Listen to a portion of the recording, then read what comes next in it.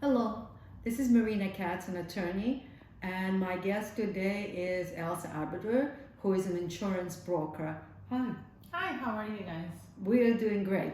Actually, the topic of discussion that we're going to have today is very important because very often we faced with the issue with a client where they are involved in a car accident, and when we ask them for their insurance policy for their vehicle, they're very apprehensive and they're saying, well, I don't want to use my insurance policy. Why should I use my policy? Because that was the other person's fault, and why are they not paying?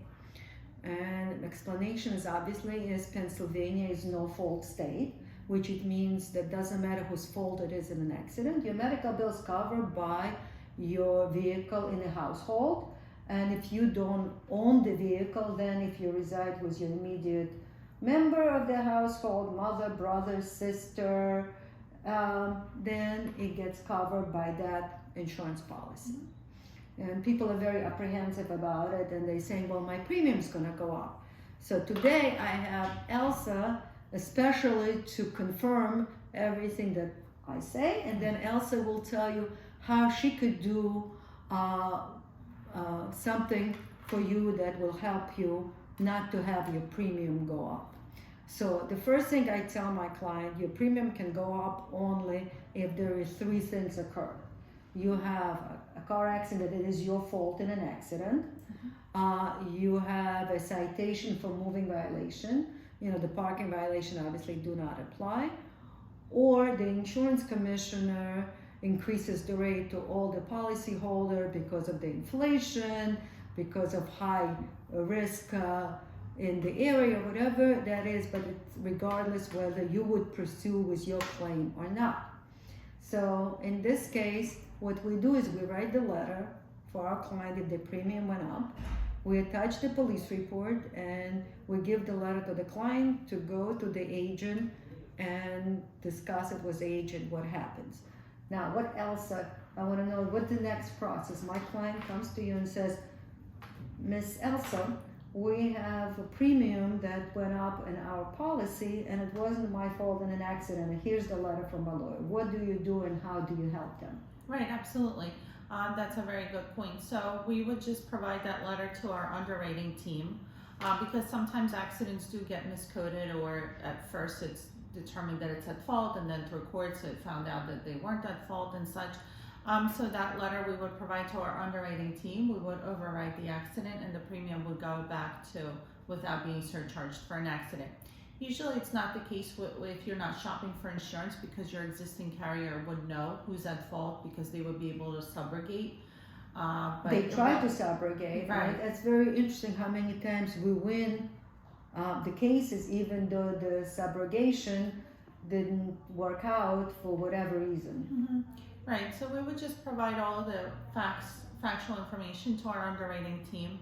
We would get that overwritten, and then the customer would not get surcharged for an accident on their insurance premium. And also, just to, a lot of times people don't know, when it comes to violations, if it's the red cameras reported, those do not get surcharged because they don't know who the driver is. They're just, sending you out the tickets to collect your money for the citations, but those do not reflect on your insurance. That's very good. So if you had, my understanding, if you don't have a points for the citation, then you do not get increase in premium. Is that correct? No, because sometimes a person will get a violation and they will get points, and they'll go to court and they'll remove the points.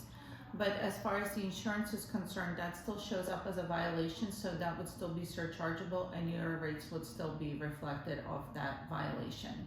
Very interesting. And the other issue that we just had in my office, somebody is moving from the state to state and they keep the policy that they had previously in place, and their explanation is, well, I was waiting for the term to expire on the policy, but I would renew it in the state they're living. And I said, well, that's not quite how it works, so please explain how does it work for our viewers. Sure.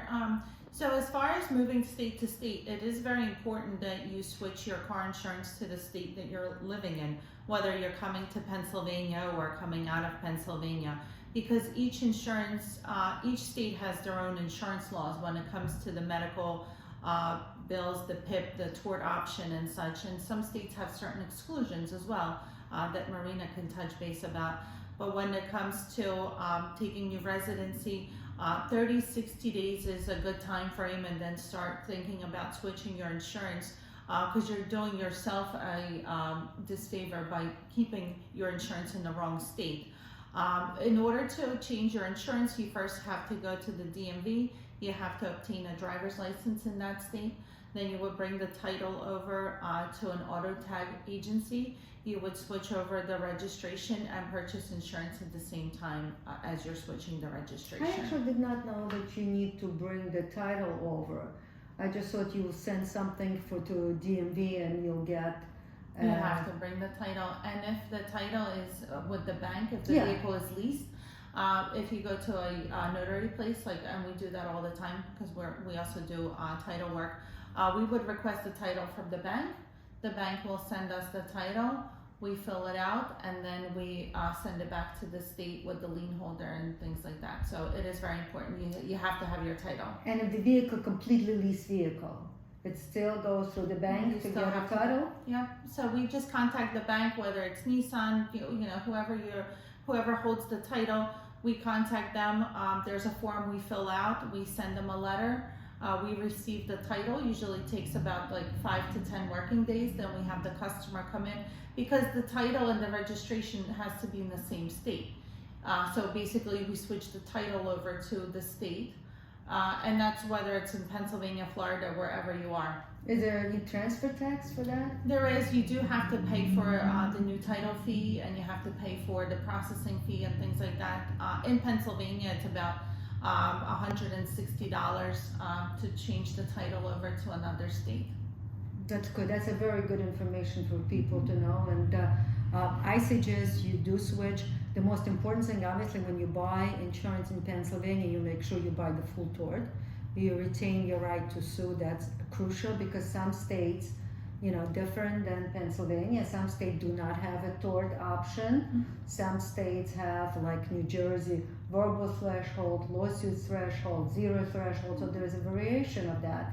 But in Pennsylvania, we only have two: limited tort and full tort. And obviously, our recommendation to our clients, to people who are listening right now, to make sure that you have a full tort on your insurance policy. It costs just a little bit more, but it's so much worth it. But it takes you a lot further. Yeah, and also the other thing that people have a difficulty with understanding is MedPay.